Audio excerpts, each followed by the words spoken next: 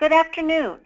Welcome to today's webinar from REL Central's Mathematics and Science Research Alliance. I'm Arlene Mitchell and will serve as the facilitator for today's webinar, Coaching to Assist Teachers of Students Struggling in Mathematics, with presenter Dr. Barbara Dougherty. This webinar was being recorded and will be posted to the REL Central website, which is www.relcentral.org, following today's presentation. Due to the number of participants, we have muted everyone upon your entrance into the webinar. You have access to the questions panel, which will allow you to ask questions or to let us know of any technological problems you may experience during the webinar. When you are asking a question, please send them to staff so that the host will receive them. We will gather all of the questions and ask them at the end of each section of today's webinar. If you are having technological difficulties, please send those questions to the host and we will do our best to assist you. Let me begin with a little information about the Regional Educational Laboratory serving the Central Region, and then I will introduce the presenter for today's webinar. REL Central at Marzano Research is an education laboratory funded by the U.S. Department of Education and serves the 7-state region of Colorado, Kansas, Missouri, Nebraska, North Dakota, South Dakota, and Wyoming. We help educators translate research into policy and practice by providing technical assistance to states and districts conducting research that addresses regional priorities and sharing research findings with the broader community. Our work is driven by 7 research alliances, which are groups of stakeholders organized around a specific topic who share information, conduct research, analyze results, and communicate findings. Each research alliance holds a variety of webinars and in-person meetings throughout the year. The webinars are available for anyone in the region and are archived on our website. Also, educators can join research alliances to share information about particular research topics, actively participate in research studies and projects, and ask simple questions via the Ask a REL service. Peer-reviewed reports and analytic tools are continually produced from our research work. Today's webinar is designed to increase your knowledge about intervention instruction in mathematics, develop participants' knowledge of content and instructional practices that interfere with struggling students learning mathematics, and understand the impact of monitoring students' progress through available resources. Today's webinar will be led by Dr. Barb Dougherty, who is the past Richard G. Miller Endowed Chair for Mathematics Education and a research professor in mathematics education at the University of Missouri, Columbia. She has concentrated her research for the past 20 years on using measurement to develop mathematical concepts and number concepts in grades pre-kindergarten through 5th grade, exploring strategies to support struggling students in mathematics, including tiers 2 and 3 in RTI, and developing assessments that support the progress monitoring system for learners in algebra. Dr. Dougherty co-authored conceptual assessments for progress monitoring of students in attaining algebra skills and concepts and on developing algebra modules for middle school students. She is a past member of NCTM Board of Directors and past chair of the NCTM Research Committee. She will present her research on strategies to support struggling learners and assessments to support progress monitoring in algebra. So without further ado, here is Barb to begin today's webinar. Thank you all so much for being part of this afternoon's discussion about how to help and support students who are struggling in math. So today I'm going to share some of our work that has centered around particular instructional strategies that will support students' deeper understanding and retention of mathematics, and I hope that you'll find it helpful. So please be aware that you can ask questions, and I'm happy to address those questions throughout the session. And after each of the sections of the presentation, there will be an opportunity to talk through some of the questions themselves. The presentation is going to focus on beginning with some general ideas about students who struggle, some of the ways in which they structure knowledge. We'll have a second section that will focus on progress monitoring, and we'll end with some very specific strategies and questioning techniques that can be used with these struggling learners. So we're going to start today by advancing to the next slide, where we're going to ask you to take some polling questions. So we're going to ask you to indicate what your position or role is to give us an idea of the type of people that are on this particular webinar.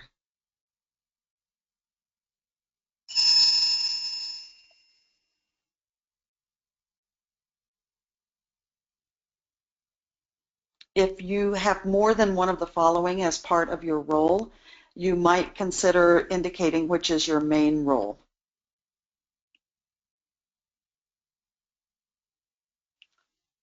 So it looks like we have quite a few coaches, as well as some administrator and curriculum specialists, some gen ed teachers, some special education teachers, as well with some interventionists. Thank you for that. I appreciate knowing who's part of this discussion. On the second polling question, it would be interesting to know which of the grade bands that you work with, so that some of the comments can be structured for that particular grade band itself.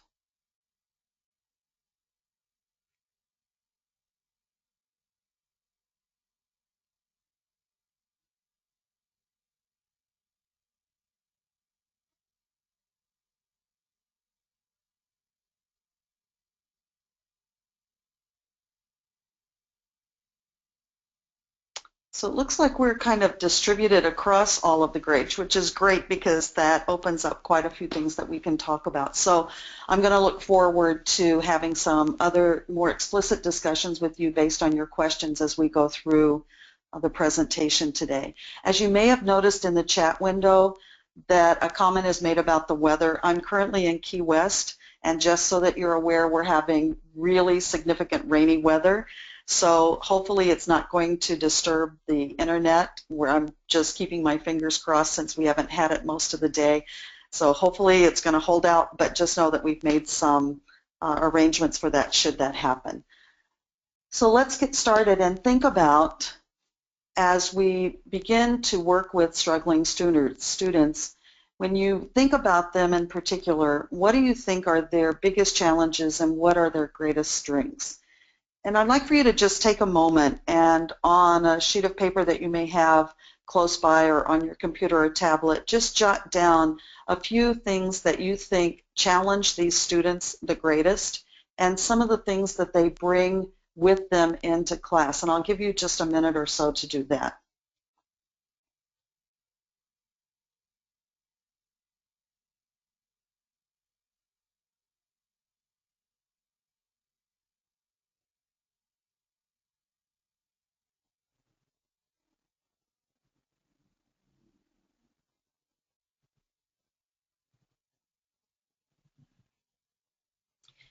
I'm wondering, as you look at your list, how some of the things that you noticed will match some of the things that we have seen in our research in multiple states. So just a short background about our project so you know where some of the information is coming from.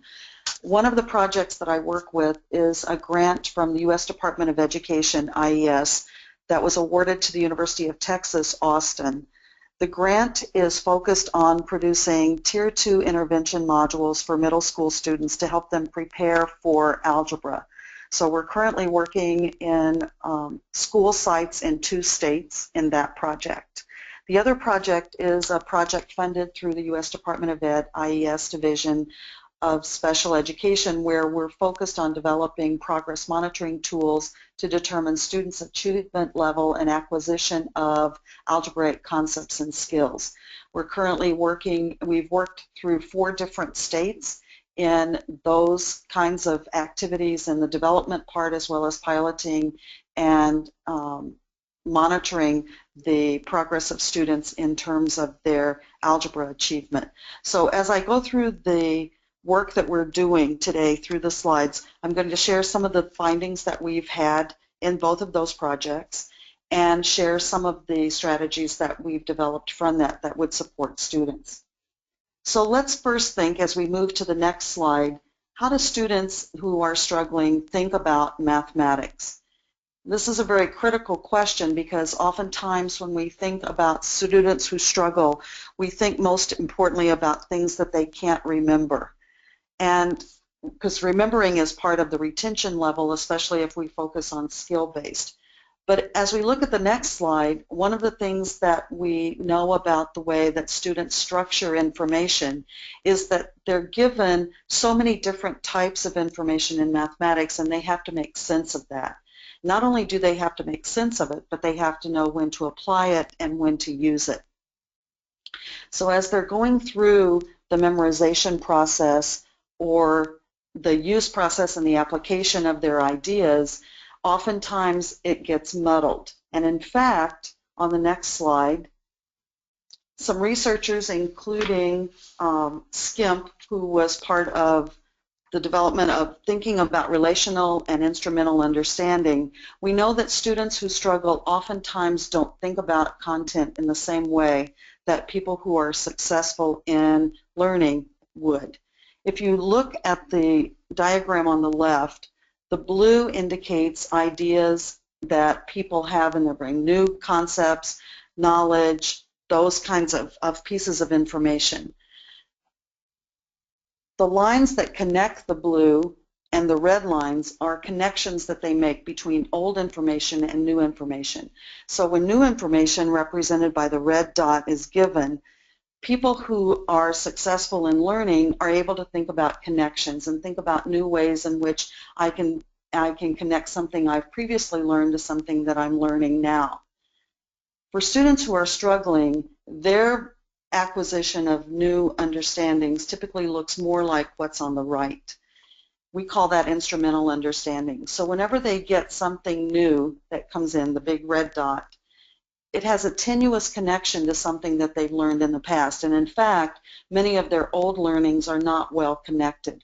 And that connectivity is one of the biggest challenges that students who struggle face. They have difficulty connecting new ideas to old ideas or connecting ideas at all. Sometimes they think that when they've finished a unit of learning, that there's no connection between that and the next unit of learning. So for example, when they're working in grades 4 and 5 and they're learning about fractions, most of them find themselves really relieved when they go to the next unit of study that has to be with decimals, because obviously decimals and fractions have nothing in common.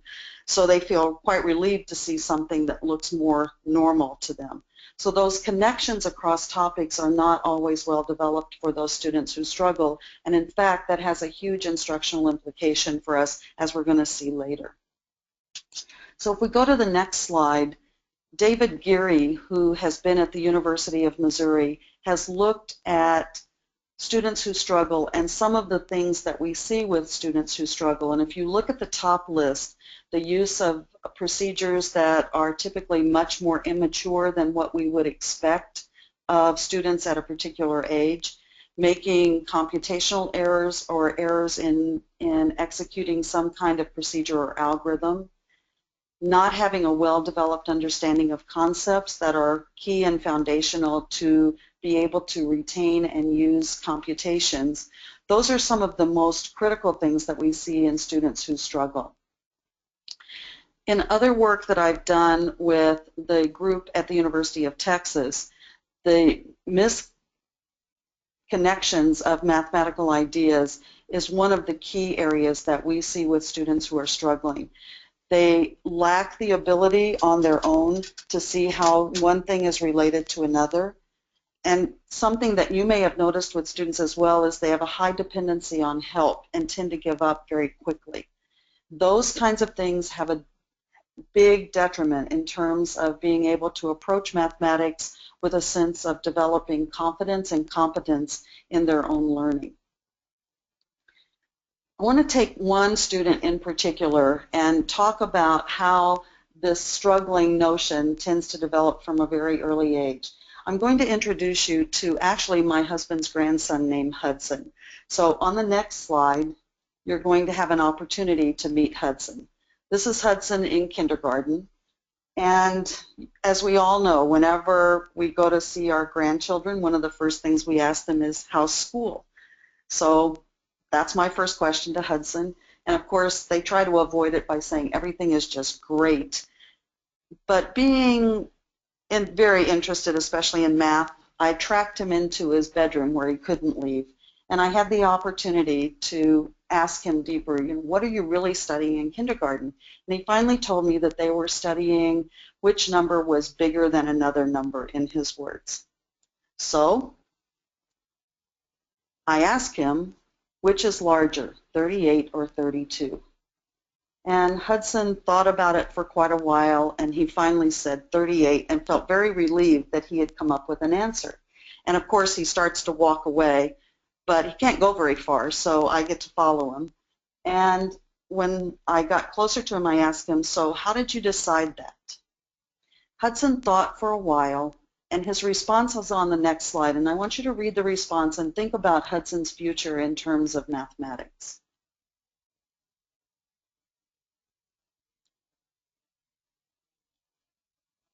Now, at first glance, this sounds a little bit, it's kind of cute. You never know until you get the smiley face, and then you're all excited. But in working with students who struggle, one of the things that we find is that they too believe that math is something magical, that it's a guessing game to figure out if you use the right process, if you thought about it in a way that is going to fit well with your teacher, and if the teacher is going to grade it in an appropriate way. So if we think about Hudson, and this is at kindergarten, let's advance to second grade. So in second grade, I gave him a problem on this next slide that's a typical problem that we see with looking to see if students have developed some idea about the equal sign. So the problem was 8 plus 4 equals blank plus 5, and he had to figure out what goes into the 5. So as he worked, he first wrote down 12, and then he crossed it out, and he put 17. So I asked him to talk a little bit about his work, and on this next slide, you'll see what he had to say.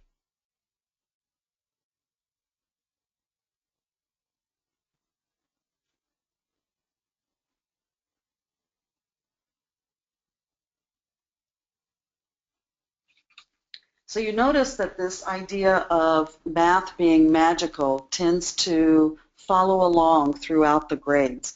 And what's interesting about this is that it was clear that Hudson did not understand the equal sign, but my guess is that as we look at children that are in the K to 3 level, many of the students make a similar mistake that Hudson did. You notice that they feel like they have to use all of the numbers. And so another thing that we've learned about students who struggle is that if a number appears in a problem, then obviously you have to do something with the number. So it doesn't matter how many numbers you have, you need to do something with them. So I'm going to give you one more look at Hudson, and this is Hudson from last year. So now in third grade, I asked him at the end of the year, how was third grade math different from second grade math? One of the things that he shared was that he had to think a lot harder because you had to be faster at doing problems like 3 times 2, and there was just a lot of stuff to remember. And I asked him, I said, how do you remember things? And keep in mind that Hudson is now a student who is having difficulty in mathematics. And he said, it's really hard to remember things because there's so many different pieces of information. And that relates back to the connectivity and being able to figure out how things are connected and keep those connectivity pieces strong so that you can build on that. Once students are not able to link things together and think about how they're connected, directly impacts their ability to retain. So when we see students not making those connections, it's going to automatically increase the amount of time that we have to reteach, and reteach sometimes is within a very short period of time after the initial instructional part. So if we go to the next slide, let's think about then what strategies might support struggling learners. And as we think about those strategies to support struggling learners, we want to think specifically about how we help them not just to get a better grade, but to be able to reach different heights with the mathematics and to feel confident about that mathematics. So as we begin to think about ways to help them, we should think about 3 different types of understanding that we want to develop within students. And I noticed that there's a relatively large number of coaches and curriculum specialists. So one of the things as we're working with teachers that we found is that having a strong understanding of the difference across these 3 types of understanding is really important for teachers to be able to have conversations about how to support the students, but also how to help describe where the student needs additional help. So as we're moving forward today, we're going to think about procedural understanding as the ability to perform an algorithm or a series of step-by-step processes that will get you to a correct answer no matter what. We're going to think about conceptual understanding as the ability to describe a big idea that's related to a larger class of problems. And this is where those connections come in. With procedures, there's some connections that can be built, but in order to build the conceptual understanding of an operation, students have to be able to see how the different computations and operations are connected. Problem solving is the tricky one, because a lot of times in working with students, we think of problem solving as being a story problem or a word problem. But when we think about problem solving in the true sense of really driving instruction and thinking about the way in which students are able to approach problems and solve problems by making sense of them, we want students to have problems for which there is no specific pathway or algorithm that they would follow when they solve them. Of all of the problem types that we give students, this is probably the one for struggling students that we give the least, because we think that they're not going to be successful. What's been surprising in a lot of the work that we've done and that others have done is that sometimes the non-routine problems can actually provide a better approach for students who are struggling to solve a problem, because these require a different kind of thinking than those problems that require a memorized fact. As we're thinking about the 3 different types of understanding, and we think about how that looks in the classroom when we implement it, I'd like for you to think about, when you're working with students, which of the types of these understandings do you find to be the most challenging? And you can think of it in terms of working with teachers in helping them help students have these 3 different types. Which one do you find to be the greatest challenge?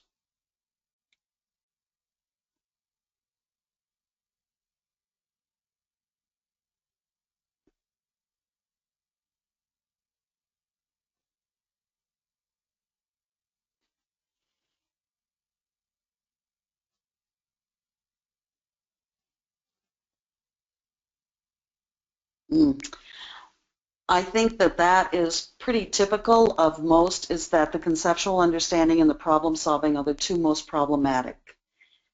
And we're going to talk specifically about those in the latter part of this presentation, of ways that we can change how we ask questions to support that kind of thinking with students that we found to be very successful and effective with students across the grades. So I hope that that will be helpful for you in your work. It's really interesting because if we look at the next slide, students working on procedures often requires that they memorize steps, and they'll do that, and then they'll practice a lot of those problems using those steps. So the problem that's on the right is a typical problem that we might see in grade 5 or possibly even in grade 6. And I'm wondering, if you saw that on students' papers, what would you expect their work to look like? So I'd like for you to just jot down on your paper, what would you expect that a student's work would look like if they were to solve that problem correctly? What kind of an algorithm might they use? So I'll give you a few seconds to jot something down.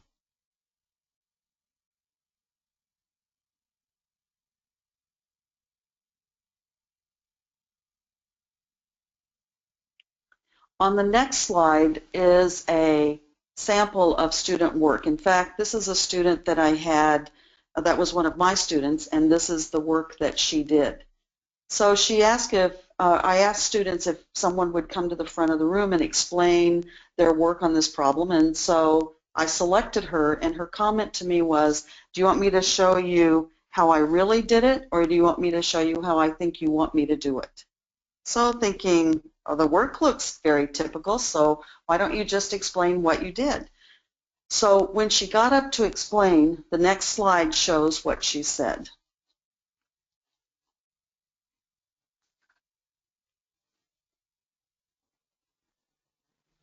What's interesting about looking at students' work through the eyes of what is it that they understand, what's interesting is that her work looked like it was a very typical algorithm, probably done with very little forethought because they've done it for so long. But when she described it, her understanding of that problem is actually quite different and at a different level than what you would expect from someone who just applied the basic algorithm. This is actually a very good algorithm, and when she explained it, there was a good part of the class that said, wow, that makes so much sense. Sometimes I think when we look at student work, especially students who struggle, we often give them a format for the way in which their work should look, but it's not always the case that that's the way that they think about a problem. And so one of the things that we've learned in working with students who struggle is having them articulate the thinking that they do rather than the work that they do has made a dramatic difference in the way in which they approach and describe their solutions to problems. So one of the first strategies that we've changed in the way in which we work with students who struggle is instead of saying show your work, is to say show your thinking. I know that doesn't sound like a very major change, but changing that one word has opened up for students the opportunity to show their work thought process in a way that might involve a picture, a diagram, a table in words and symbols. It's made them more aware that the thinking process is much more important than just what it looks like on paper. When we go to the next slide, thinking about students' thinking and understanding what they think is important is a critical part in being able to figure out what instructional approach we might use. The problem at the bottom of the slide is a problem that is on one of our progress monitoring tools.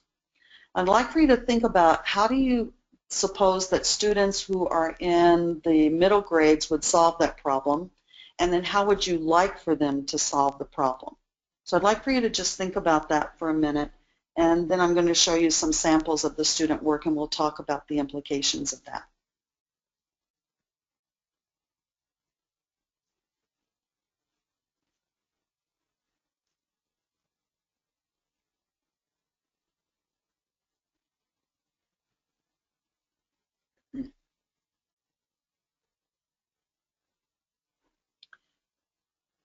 When we analyzed the work of over 1,500 students on this particular conceptual task, one of the things that surprised us is, as we'll see on the next slide, is about 75% of the students tried to solve for G. Now, what's interesting about that is that in solving for G, they made a lot of mistakes because they had a hard time interpreting the problem. And so as we look at that problem, let's go to the next slide. We would hope that instead of trying to solve the problem through some computational aspect or procedural aspect, what they would do is to think more about the relationships and problems. What we realized as we're working with students is that for many of the students, their process is not to think about relationships, but to start immediately with some kind of a procedure that they think will get them to a part of the answer. So as we're working with students who struggle, asking them things about the relationships of the parts of symbolic statements or equations like this also helps them to think through and reason about and make sense of how the quantities relate to each other. What's interesting about this is that that problem, even though we gave it to Algebra 1 students, this problem is actually a problem that could be solved by much lower grade in the elementary school, because that's one of the standards if you're using some adaptation of the Common Core standards. So as we go to the next slide, working with conceptual understanding, first and foremost, as the focus of our instruction, is critical for supporting students who are struggling. As part of that, so we found that students who are struggling are often given a linear process of working first with hands-on materials, then pictures, and then symbols. As we've worked with students who struggle, again, keeping that in mind, that connection part, giving all of those representations at one time concurrently supports stronger connections than when they're given in succession. That's something that's quite different from many of the materials that we have for students who struggle, but it's important for them so that they're able to make connections across and within the different representations and link it to the concepts and the skills that develop from those particular concepts. So we've talked about several strategies in general. One has been to focus on giving students ideas and focusing specifically on relationships and problems, to think about giving the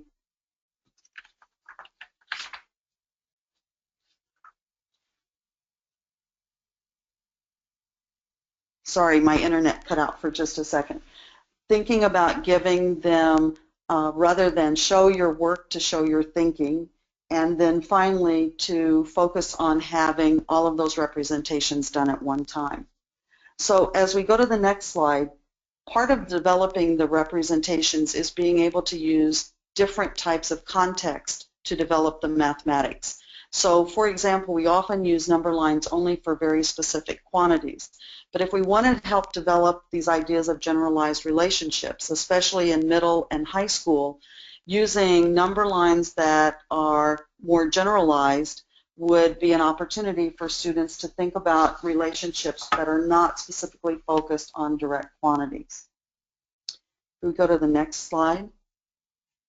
Those relationships can also be developed through giving them different types of problems that look quite far from just computational problems. So for example, Joe said B plus 4 is less than 6 plus B. Do you think Joe's statement is always true, sometimes true, or never true?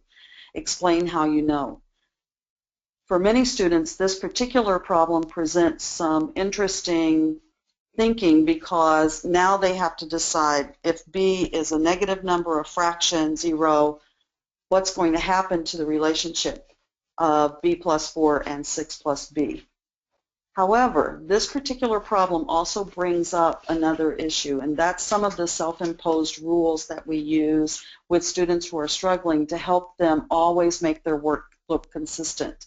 When we gave this task, or a variation of this task, on our progress monitoring tool and then interviewed students in a focus group, some of the students told us that this problem was written incorrectly, because the rule is you can never have a number first when you have a letter in an expression. And that rule actually was just a rule that a teacher had made. So making rules is one of the areas that doesn't help students who struggle, because they try to remember the rules and focus on the rules rather than making sense of the problems. So as we're working with teachers, one of the things that we do on the next slide is to focus on rules that we use and think about the effect of those particular rules on student understanding. Some of the typical rules that we see students leaving with from elementary grades include the 4 that are on the right. Sadly, I think in my early teaching career, some of those were rules that I taught myself. But if we think about those rules and we think about their impact on student learning, one of the questions that we want to ask ourselves is, do these rules ever expire? Do they ever go away? Do we ever find a time when these rules don't work? So if you thought about some of the times when there might be a counterexample, or if this rule is always true, on the next slide, some of the ways in which we see these rules expire are given by the example that might be shown.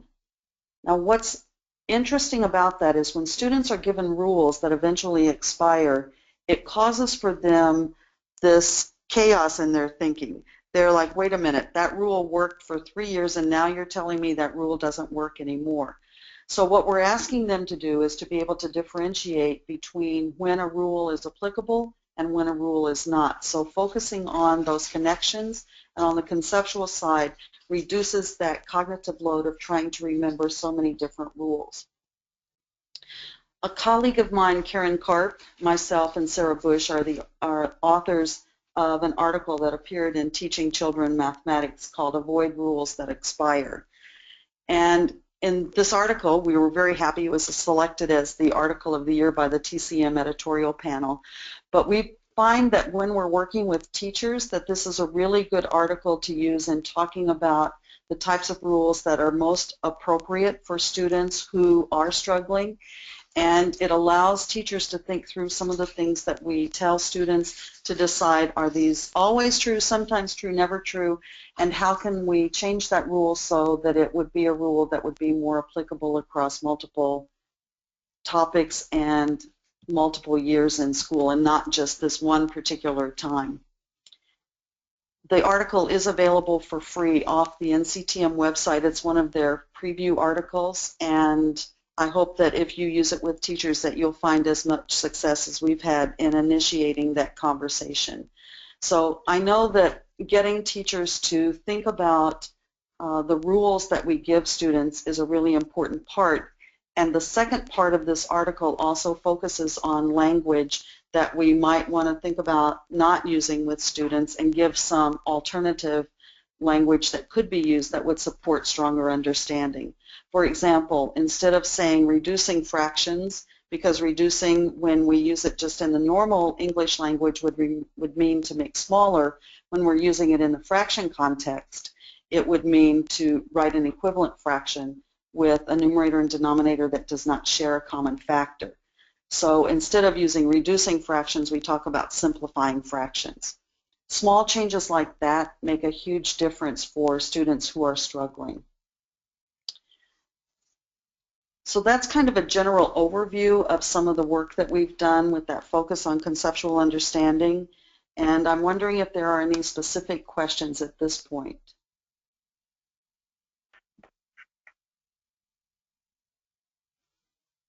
Barb, thanks for some really interesting and enlightening information that you shared in the first part of the webinar.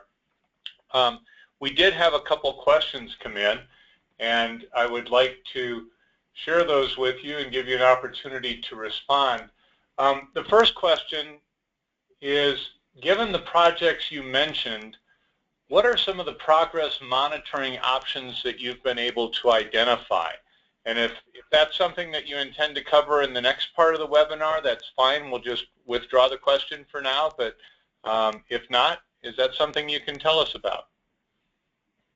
I am going to talk about progress monitoring in the next part. So if I don't answer that specific question in the next part, maybe the participant could ask one that's very explicit and focused on one particular aspect. Great. That's a nice setup for the next section, by the way.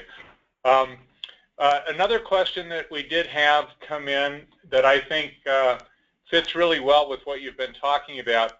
Often struggling students get discouraged quickly and consequently are unmotivated and often disengaged from the learning process. In any of the projects that you're working on or in any of your past work, what are some of the ways that you've seen to be able to address some of those student motivation issues to get them to re-engage in the learning process? That is a great question, because that's something that we see over and over again. So a few of the things that we've noticed, first of all, sometimes the disengagement is because they feel like they can't do the problem. And that in turn causes us to change the problem to a much smaller problem, so that it breaks it down into really small steps. Surprisingly, that has not been helpful in working with students. But one of the things that we have found to be helpful is to give them significant problems. And that surprisingly has helped to motivate them. So here's what I mean by a significant problem.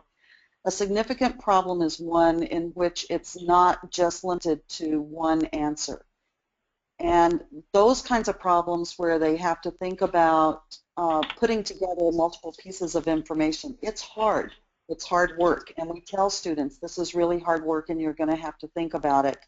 But valuing their responses, which we'll talk about in the last segment of this webinar, is really critical in getting them to engage. So if they know what's going to be expected once they complete a problem or a task, and that they're going to be asked to share and engage that in that discussion about the task, and that they may be asked to talk about it, oftentimes will give them some more motivation.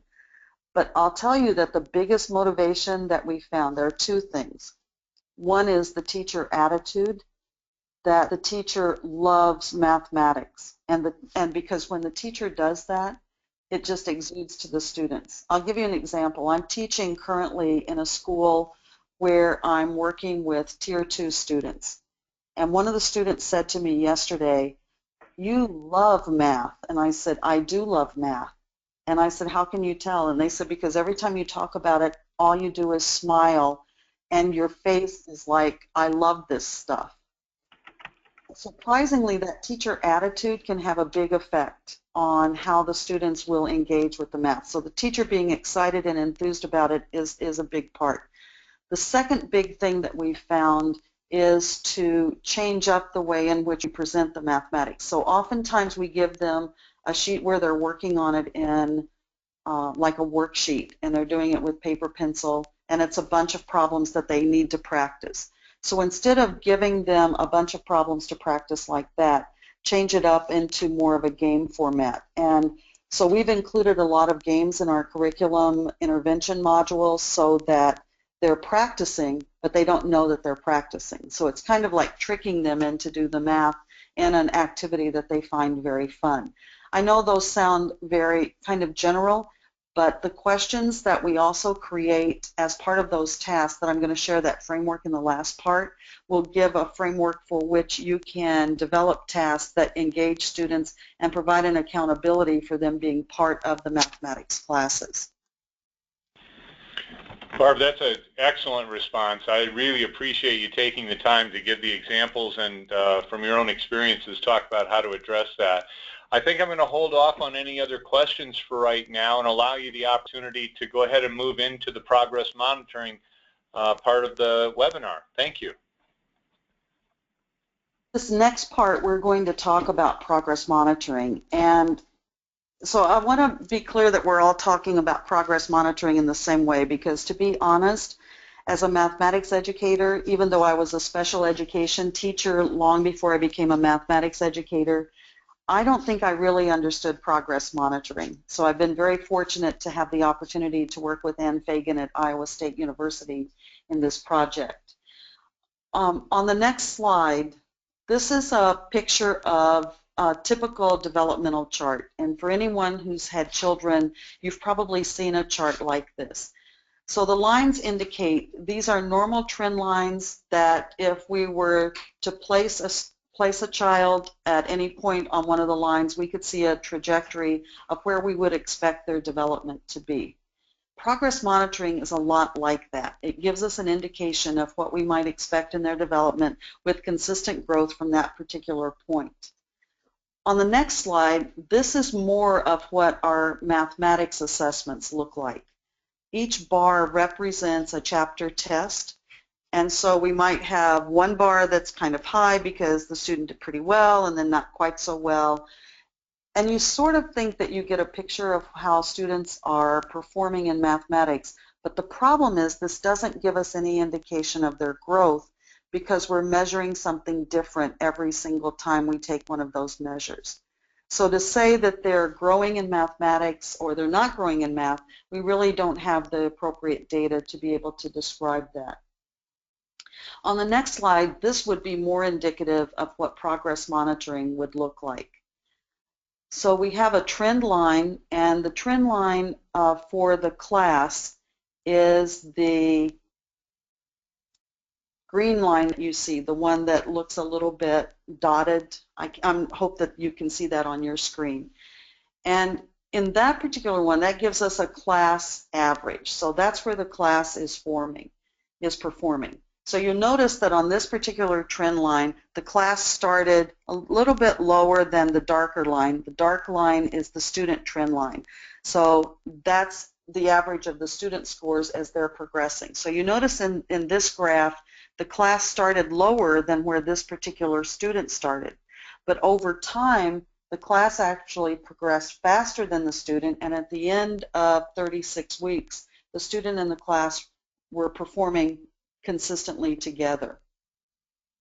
So in progress monitoring, the difference between that and what we typically do in mathematics education is illustrated by some of the characteristics on the next slide.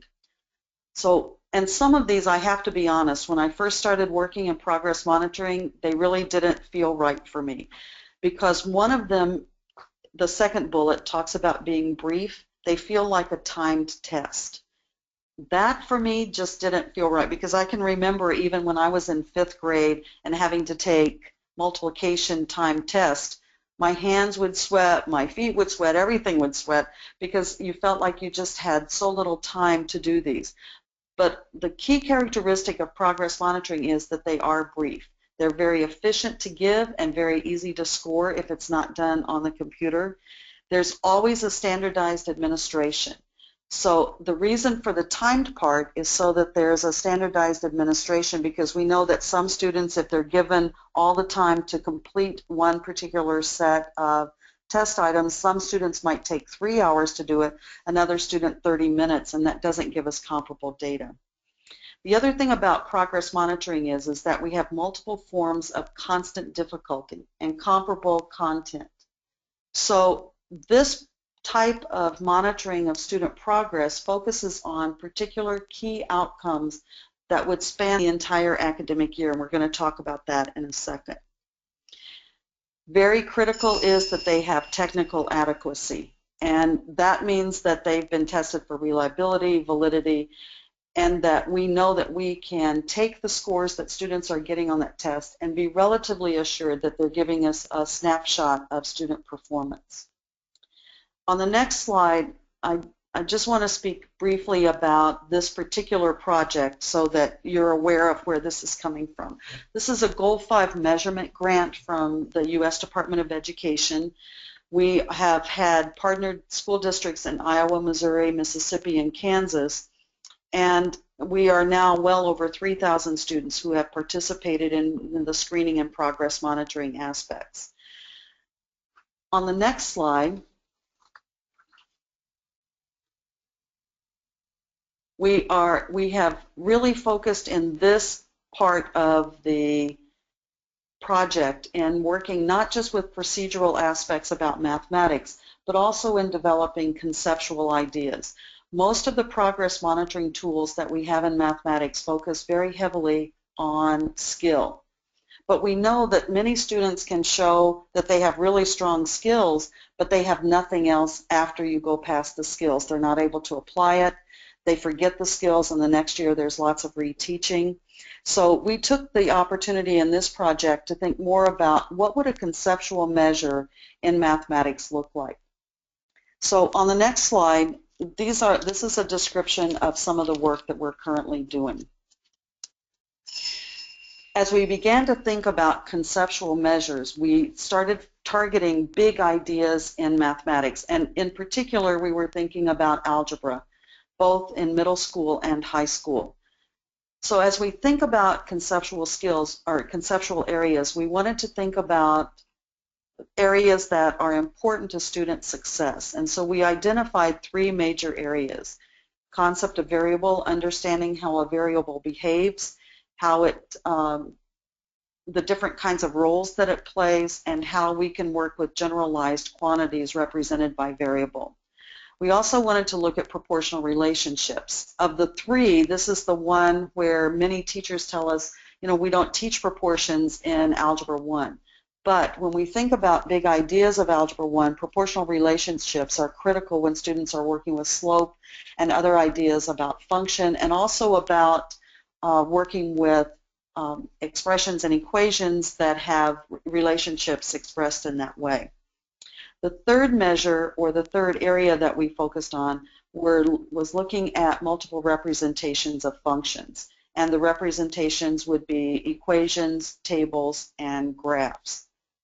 So from identifying those three big areas, we developed some progress monitoring tools that look quite different from other progress monitoring tools that you may have seen.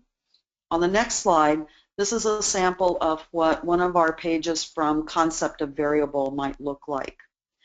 I have to tell you that I've learned a lot in this project, because originally I started out thinking, as we do in math, that everybody should write and explain and be able to use words to explain their thinking about particular ideas with variables. So when we initially started this project, almost all of our items were open-ended, self-constructed response.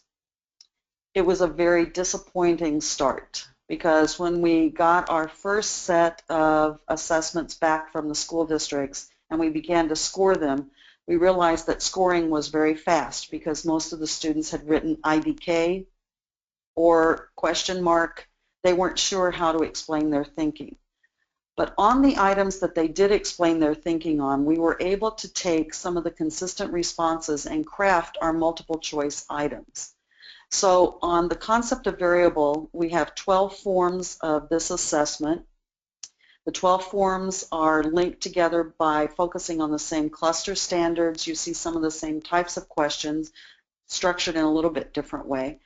But the idea is that students would be able to demonstrate their understanding of how a variable, the different variable roles, and the way in which you can think about particular expressions and equations without doing skill-based approaches. On the next slide is a sample of what the proportional reasoning looks like. It's interesting because on the proportional reasoning one, this is to be developed, students' ideas about proportional reasoning would be developed during middle school. But what was interesting as we began to get student responses back is we realized that students really were not aware of what relationships are expressed in a ratio or a proportion. For example, one of the items that's not shown here that we gave was we wrote two ratios, 3 to 5 and 6 to 8. And the question to students was, are these equivalent ratios? Explain your thinking. I will tell you that students had a very difficult time with that, because from their responses we realized that they think of ratios as being additive and not multiplicative. So we had some interesting responses, and I'm happy to share some of those later if you'd like to know about that.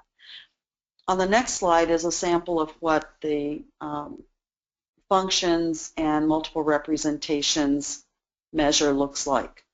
On this one, the top row, students are given an equation and they have to match it with the graph and the table, and then they're asked some questions about those. On the second page of this particular measure, which you don't see a sample of, they're given either the table or the graph and they match it to the other two. So they're asked to be able to switch across the different representations and find which ones are equivalent. They're also asked to think about actions on graphs or to interpret graphs when they're given no scaling on a graph. Students find that to be very difficult, and in fact we actually thought that the matching component would be relatively easy for them. We found that that was not the case as well. So as we began working on the conceptual measures, we realized that the information that you get from a conceptual measure is quite different from the information that you get on a procedural one. So on the next page, on the next slide, sorry, this is a sample of one of the items on the concept of variable. I'll just let you take a look at that. While you're doing that, I'll also tell you that the scoring on these is done a little bit differently. Even though they're multiple choice items, we know that in some of the particular items, the options that students have to pick from are representative of different levels of their development of more mature thinking about variables. So in some cases, the points awarded for the multiple choice questions vary by the option that they selected. So you might think about which of these the students picked most frequently, and on the next slide we'll show you what their answers were, what they selected most often. Now what's interesting about this is that this represents data that we collected from Algebra 1 students who were in their last semester of the course and who may not be representative of an IEP or a 504 plan. So what we find interesting about this is that even though this is progress monitoring for students who may struggle, it's good information for a teacher in general because it tells us that their students have ideas about variables and expressions that don't come out when we're looking just at procedural type questions. On the next slide, some of the implications as we looked across our data from all of our sites in multiple states is that we found that students weren't asked questions beyond simplifying procedures. So the questions that you see here are the different ways of expressing that task with reversibility and generalization are part of a question framework that we've developed that I'm going to share with you in the last portion of this webinar. So if you go to the next slide, this is a sample from the proportional reasoning. Oh, sorry. The other instructional implications are that asking students to show their thinking and focusing on that logical reasoning is really critical. That last bullet, the use of consistent vocabulary, we found that students took away from a lot of their work on variables that teachers made up a lot of words to help them, quote unquote, understand the mathematics. The problem is that when we make up words that aren't the real mathematical words, is that we're expecting that students can translate across multiple vocabulary systems and make sense of that, and that's really, really hard for them to do. So consistent vocabulary is really critical to student understanding. And in fact, when we're working with teachers in schools, we oftentimes do what Karen Karp and I call whole school agreements. And what a whole school agreement is when we work with teachers across multiple grade levels to establish the vocabulary words that we're going to use to describe something, so that when they leave first grade, they're not talking about the ring around the rosy property, that students learn the commutative property of addition in first grade, and it's used consistently up the grade levels. On the next slide is a sample of what the proportional reasoning one might look like.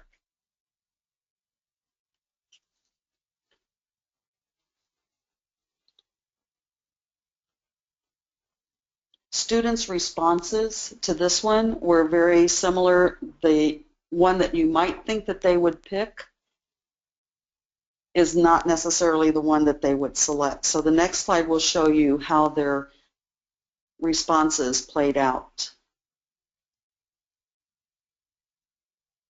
Most of the students told us you always go for the number that's the biggest. So it's interesting the way that they think about that, and as we analyze their work and analyze their responses, the instructional implications on the next page were some of the ones that we noted. And again, those students who struggle, that vocabulary part, very critical in thinking about the mathematics and focusing on the meaning of things rather than focusing on how to do something. So, for example, thinking about slope in terms of the relationship of two quantities rather than focusing on an algorithm. Focusing on and incorporating both discrete and continuous quantities when we're working with relationships. Now the last bullet indicates a link, something about a link sheet. So on the next slide, this is a sample of a sheet that we've been using with students where and we have one for elementary as well. This is the middle and secondary, but where they have 4 different types of things that they are describing the same phenomena. So for example, in the graphically labeled box, a graph might be shown. Then students are asked to describe it algebraically, to describe it in a table, and than to describe it in words. So in each case, they're given one of these 4 representations, and then they fill in the other 3. It's a good way to link and make connections across the different representations, and it also helps the teacher to see which one of those is most difficult for the student and to work with them to develop that a little bit stronger. So progress monitoring, while it gives us data about the progress a student makes, the instructional implications from that particular data have been, I think, quite substantive, and they point to areas across all students, even students who are not identified beyond Tier 1, students who have no IEP, no 504, we find that even those students have difficulty developing more conceptual ideas about the mathematics. So those are some of the things that we've learned and seen about progress monitoring at the middle and high school level. And I don't know if that addressed the question, John, that had been raised earlier about progress monitoring. Well, Barb, I think it certainly did. I'm not sure, we really haven't had a follow-up question regarding progress monitoring with any additional specifications. So I'm going to suggest to you that that really covered a lot of ground, and I really appreciate the detail that you provided for our participants. I did have a question come in, and I'm not sure when is the best time to ask it. So if you don't mind, I'll just put it out on the table right now. And if it's something you're going to catch in the next section, we'll just hold off again. Okay. And it's really a 2-part question. First off, the title of the webinar is Coaching to Assist Teachers of Students Struggling in Mathematics. And we've had a number of participants identify themselves at the outset of the webinar as coaches or mathematics specialists. And a lot of what you've been sharing is clearly targeted towards teachers to improve their practice, perhaps through a student-centered coaching model. But how do you see what you've been sharing being used by instructional coaches or mathematics specialists at the different levels, elementary, middle school, and high school? So that's really the first part of the question. How do you see what you've been sharing as being used by the instructional coaches or specialists? And the second part of that is, in what ways is what you've seen, what you've been working with in your projects, tied into any of the common coaching models, such as instructional coaching or content-focused coaching or teacher-centered coaching? That's a great question, because the title is coaching. So when I saw that title, I had to think about myself. What does that mean? Because I do work with a lot of teachers. So I think one of the things that the work has had an impact on in terms of working with teachers is that it's given particular areas to focus on. So for example, it's really easy for teachers to come up with ways of providing skill practice for students. It's not so easy to create the ways in which to develop more concept-based and problem-solving based activities. So for me, when I'm working with teachers, it's given me an inroad to talk about and to work with them on ways of developing different types of tasks that can be used with students. From a different level, though, in working with teachers, it's also important as a coach or a math specialist that we're able to evaluate excuse me, and think about the materials that we use. So now as I'm looking at math materials, whether it's produced by a publisher or wherever it came from, or the web, sometimes that's a little bit frightening, but as I'm looking at materials that are developed to be used by teachers with students, it gives me a different framework in thinking about those tasks. So I think about what's this going to develop with the student, and it opens up a conversation with teachers in a different way. Because we talk about, if you were to use this task with students, what would be the learning target? Would it be focused on skill development? Would it be focused on concept development, on problem solving, on all three? And how would that play out with them? So it's given a different level of conversation with teachers. In terms of the progress monitoring, when we have student data, being able to sit with teachers, and I find that for teachers, interpreting the data in a very deep way is difficult, and it takes a lot of time. So when I'm going to be working with a group of teachers, having that data, I can spend more time in analyzing that data and thinking through which data types to present to teachers to think about the impact on student instruction. So for example, if I were to take some of the conceptual pieces in and compare student performance on conceptual pieces as well as on skill pieces, it would help us to identify areas that we need to shore up in our instruction. And then that leads back to that task discussion about which of the tasks better do that. So I think the more that we understand what's going to support students, it helps us to move teachers forward in providing that support with students as well. So when you ask what particular type of coaching model, I think the content coaching is definitely part of this work, because understanding that content in a way that allows you to analyze the student work and then figure out how far back do you have to go is part of that content coaching model. Also being able to work with, as an instructional coach, I think Jim Knight's model of working with teachers to open the dialogue and to be able to think through the process of planning for students is a really important part of having a good arsenal of understanding of the assessment and the content piece as well. So I see a lot of those connections, and as someone that works with a lot of teachers, the more information I have that's going to impact a student is going to help me help that teacher reach that goal with the student as well. I kind of think of the work that we do, John, as if it can't impact a single student sitting in a seat, then I'm not going to work on that work. And I think as we've been going forward with teachers, one of the things that we've really understood is that working with students who struggle is a really complex piece of work.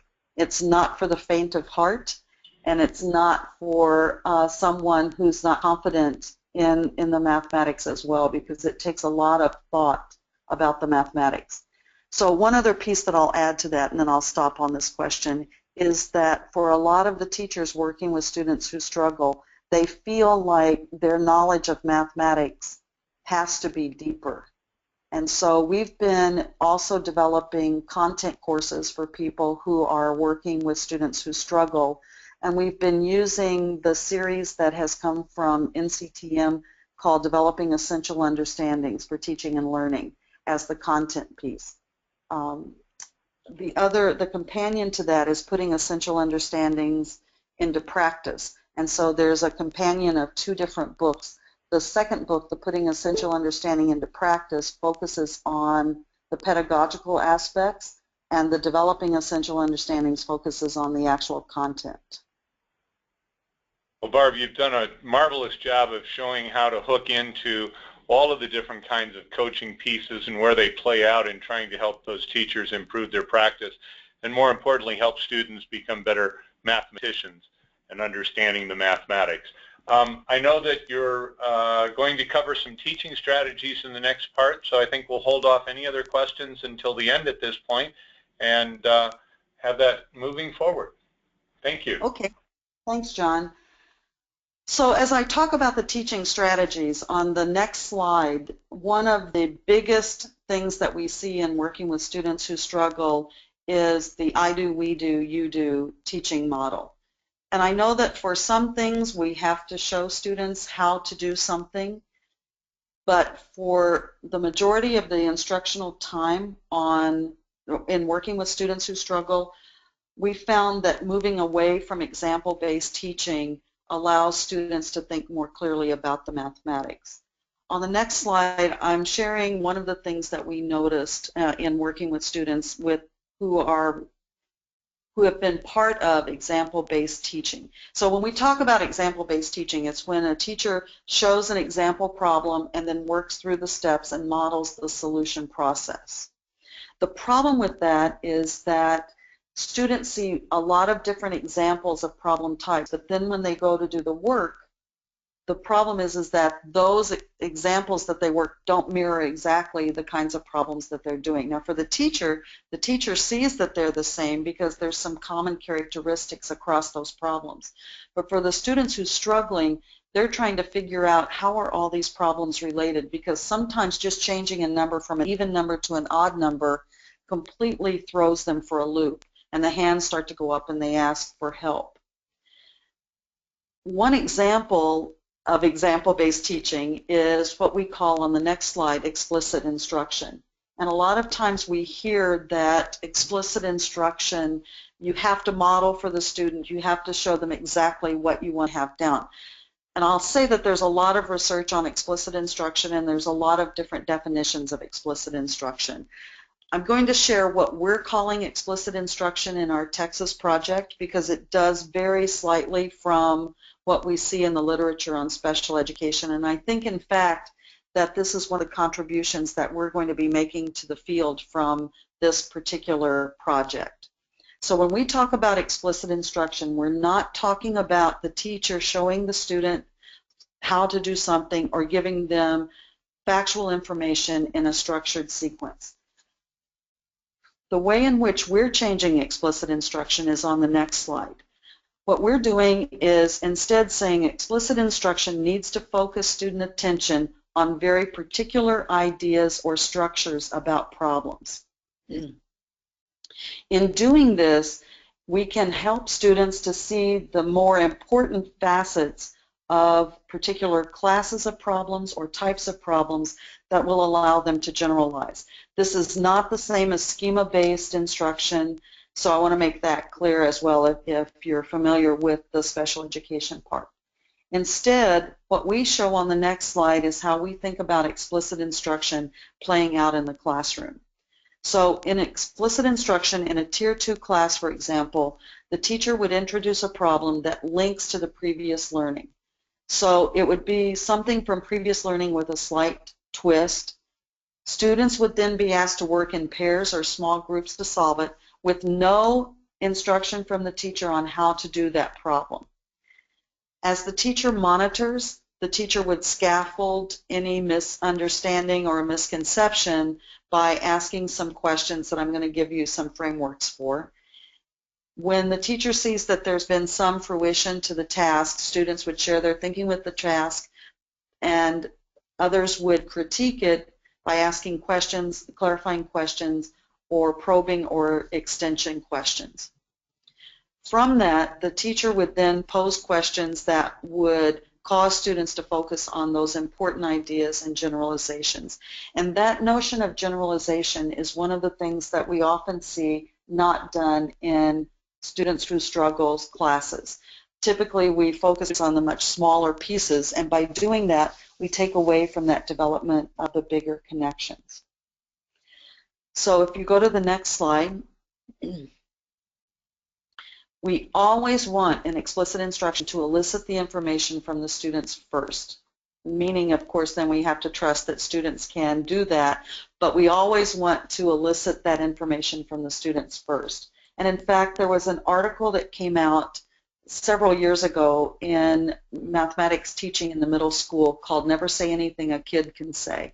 And so when we're working with teachers, that's one of the articles that we always bring into the professional development, even though it's older, because I think from a teacher's perspective, as that was written by a teacher, it just gives teachers something to think about in terms of how they get students to be more active in class. So in our explicit instruction model, the goal is to make students the active learner. Now, to do that, we have to create high expectations.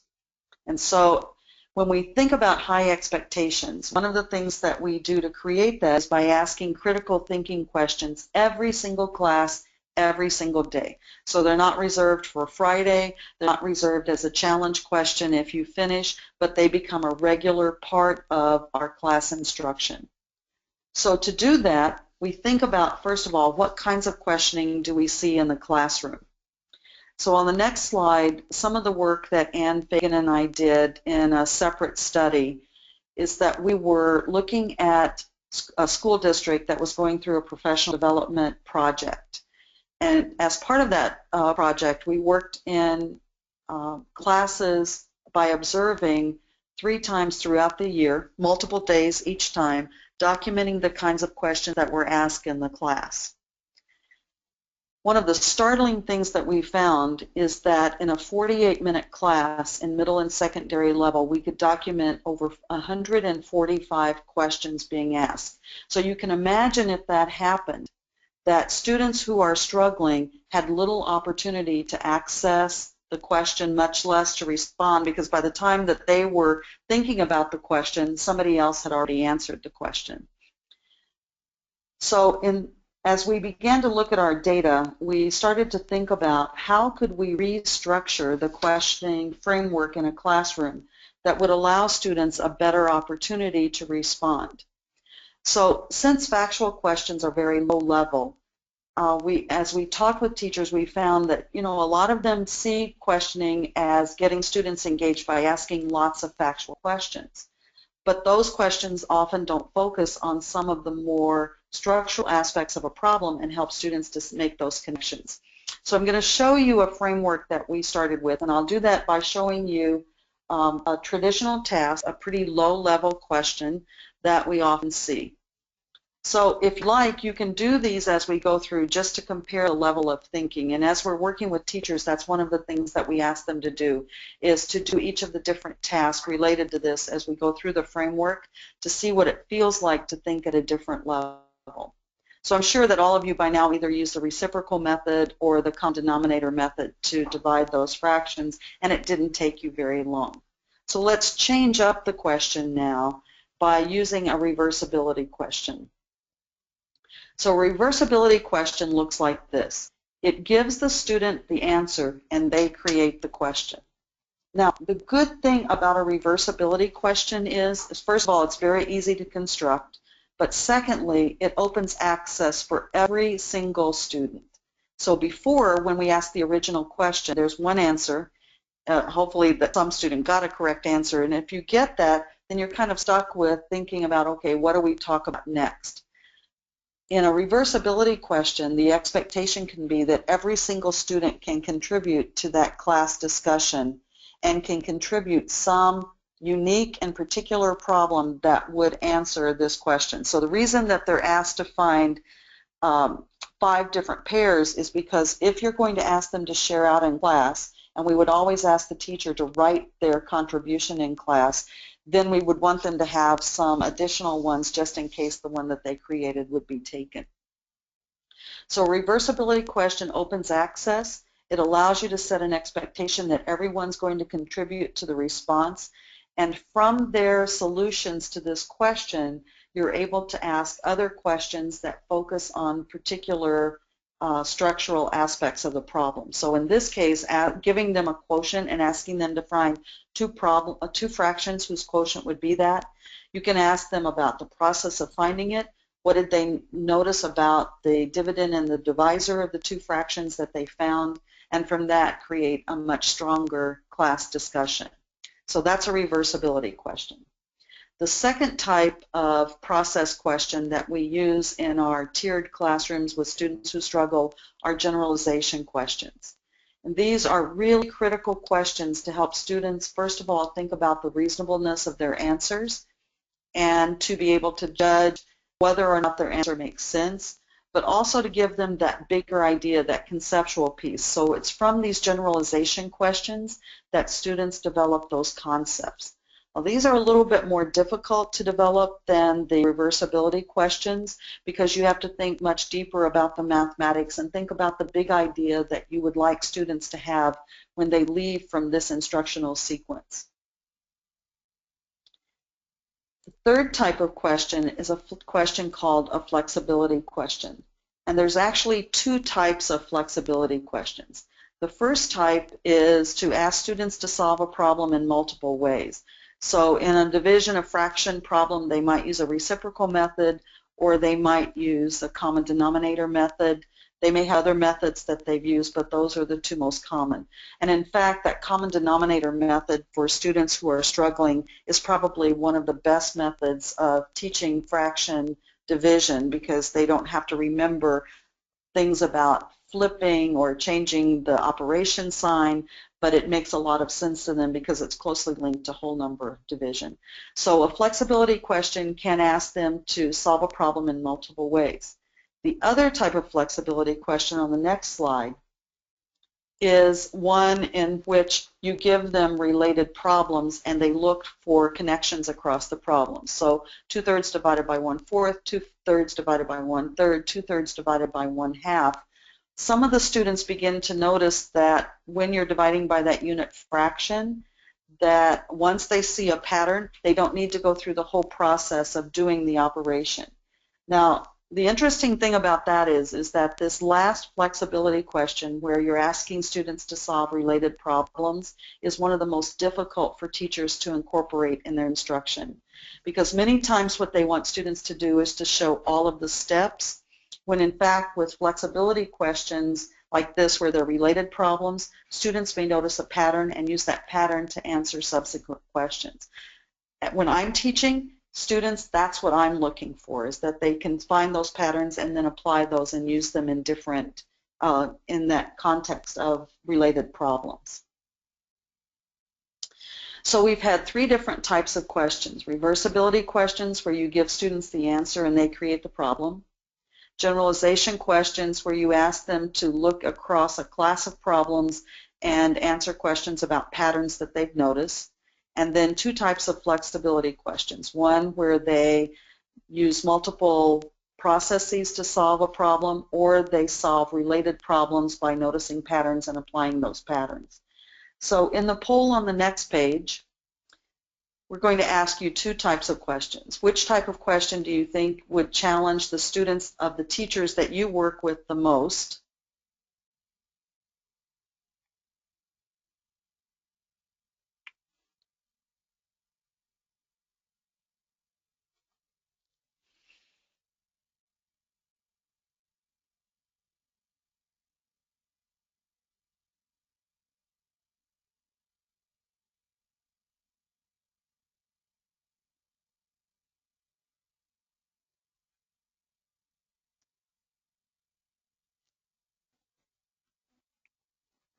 The generalization questions. And I would agree with you that I think those are the most difficult for students to respond to. They're also the most difficult for teachers to create. But those questions are so meaty and provide a good opportunity for them to think through. So I said that I think they're difficult to create, but I'm curious, if you were to create the questions, which type would you find it difficult or a challenge to create? And by the way, since most of you are coaches or administrators, I have to tell you that one of the things that I get asked a lot when I'm working with teachers is about developing better questions.